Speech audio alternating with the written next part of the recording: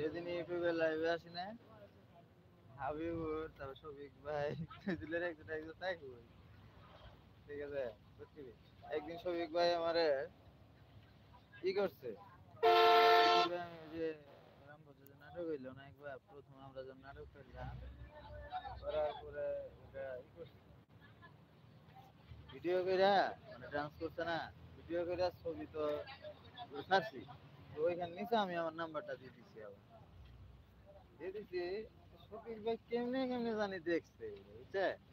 মানে শহরের ভিতরে যারা থাকে ওদের কিন্তু নেট স্পিড বেশি থাকে, ওরা কিন্তু আপডেট খবর খুব তাড়াতাড়ি পায়।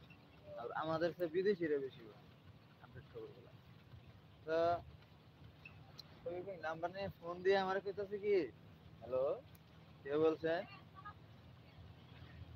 তো আপনি কি মানে চ্যানেলের নাম ধরে কইতাছে, আপনি কি চ্যানেলের এমডি বলছেন?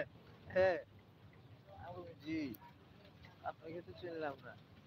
তো আপনি আমাকে না চিনলেও আমি আপনাকে চিনি। ঠিক আছে? আমি অবাক হয়ে গেলাম, আমি কি ব্যাপার? হুট করে এরকম নাম্বার পাইলো কই, ফোন দিল কিভাবে? পরে অনেক ভাবে জিজ্ঞাসাবাদ করে বললাম যে আপনি কি? ও বলতেছে আমি এসপি শফিক।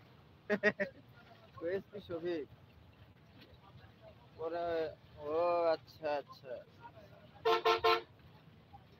শফিক ভাই হুট করে আমার ভিডিওটা পাই গেছে।